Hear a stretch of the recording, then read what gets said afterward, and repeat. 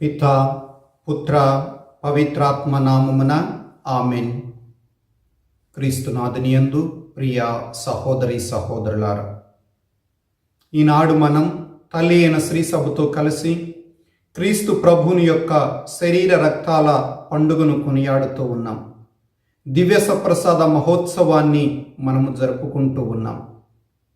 ఈనాటి దివ్య గ్రంథ పఠనాలు 3 కూడా మనకి దేవునికి మధ్య ఉన్నటువంటి సత్సంబంధాన్ని, దేవుడు మనతో చేసుకున్నటువంటి వడంబడికను, మనము దేవునికి ఇచ్చినటువంటి మాటను మరి ఒక్కసారి గుర్తు చేస్తూ ఉన్నాయి. ఈనాటి మొదటి పట్టణంలో మనం వింటూ ఉన్నాం, మోషే ప్రవక్త ఇజ్రాయేలు ప్రజల వద్దకు వెళుతూ ఉన్నారు. దేవుడు వసగినటువంటి నియమములను వారికి అందిస్తూ ఉన్నారు. ఆనాటి ఇజ్రాయేలు ప్రజలు ఆ నియమ నిబంధనలను స్వీకరించి వాటిని వారి యొక్క జీవితములో ఆచరిస్తాము అని మాట ఇస్తూ ఉన్నారు, ప్రమాణం చేస్తూ ఉన్నారు. అనంతరము మోషే ప్రవక్త వారిపై రక్తాన్ని ప్రోక్షించి, ఇది మీరు దేవునితో చేసుకున్నటువంటి నిబంధన అని తెలియచేస్తూ ఉన్నారు. ఈనాటి 2వ పట్టణంలో మనం వింటూ ఉన్నాం, హెబ్రీలకు రాసినటువంటి పత్రికలో, మేకల యొక్కయు ఎద్దుల యొక్కయు రక్తమును, దహించబడినటువంటి బూడిదయు మలినమైన వారిపై చల్లగా వారు శుద్ధులైనారు. అటులైన నిత్యుడగు ఆత్మ ద్వారా తనను తాను నిర్దోషిగా దేవునికి అర్పింపబడినటువంటి క్రీస్తు ప్రభుని యొక్క రక్తము, నిర్జీవ క్రియలను విడిచి సజీవ దేవుడగు క్రీస్తు ప్రభుని సేవించుటకు మన అంతఃకరణములను ఇంకా ఎంతగానో శుద్ధి చేయును కదా అని తెలియచేస్తూ ఉన్నారు. ఈనాటి సువిశేష పట్టణములో మనం వింటూ ఉన్నాం, క్రీస్తు ప్రభు రొట్టెనందుకొని ఆశీర్వదించి త్రుంచి శిష్యులకిచ్చుచు, ఇది నా శరీరము, దీనిని భుజింపుడు. తరువాత యేసు పాత్రమునందుకొని ఆశీర్వదించి శిష్యులకిచ్చి, ఇది అనేకుల కొరకు చిందబడనున్న నా రక్తము అని సమాధానం చెప్పి ఉన్నారు.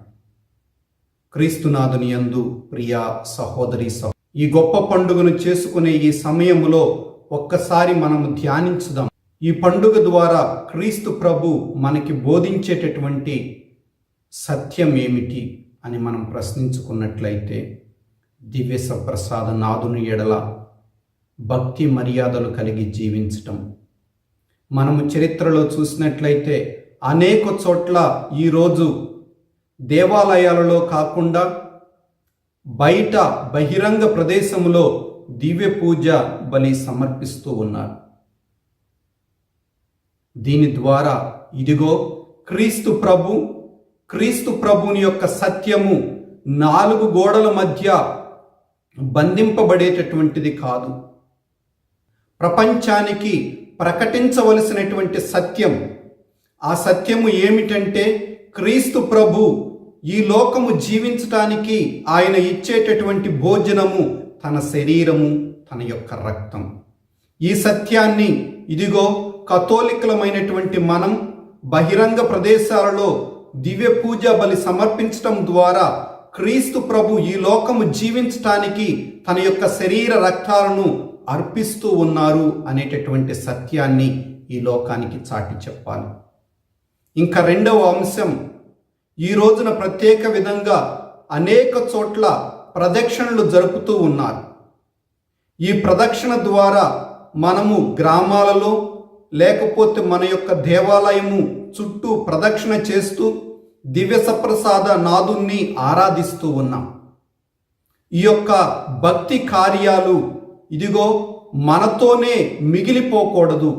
ఈ యొక్క భక్తి కార్యాలు మన యొక్క తరతరముల తరువాత అవలంబించాలి.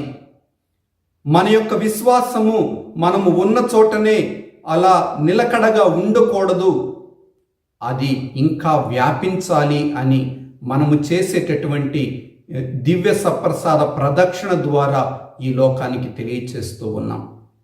ఇంకా మూడవది, ఈ రోజున ప్రత్యేక విధంగా దివ్య సప్రసాద ఆరాధన తరువాత దివ్య సప్రసాద ఆశీర్వాదము ఇస్తూ ఉన్నాం. మందసములో ఉన్నటువంటి క్రీస్తు ప్రభువుని పైకి లేపి ఆ దివ్య సప్రసాద నాదుని యొక్క ఆశీర్వాదాన్ని ప్రజలందరికీ కూడా గురువు అందిస్తారు. ఆ విధంగా ఇదిగో మనము మన యొక్క జీవితములో దేవుని యొక్క నామానికి పవిత్రతను కల్పిస్తూ, మన యొక్క జీవితంలో దేవుణ్ణి ఎప్పుడు ఆరాధిస్తూ, దేవునికి ఇవ్వవలసినటువంటి సమయాన్ని, దేవునికి ఇవ్వవలసినటువంటి పవిత్రతను ఎప్పుడూ కూడా ఇస్తూ మన యొక్క భక్తి ప్రపత్తులను వెదజల్లాలని దీని ద్వారా మనము లోకానికి చాటి చెబుతూ ఉన్నాం.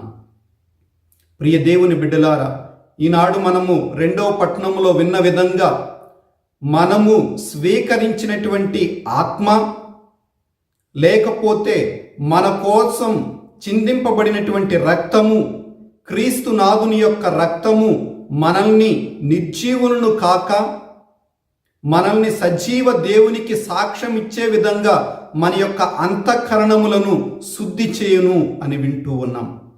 ఒక్కసారి ఆత్మ పరిశీలన చేసుకుందాం.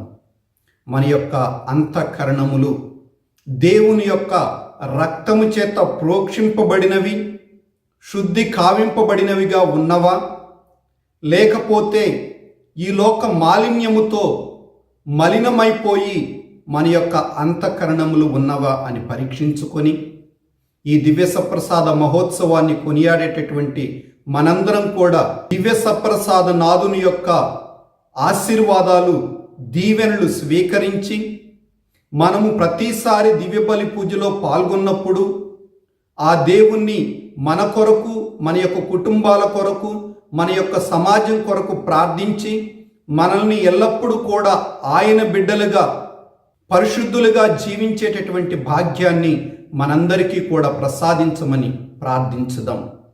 దేవుడు మనల్ని దీవించి కాచి కాపాడుదురుగాక. ఆమేన్.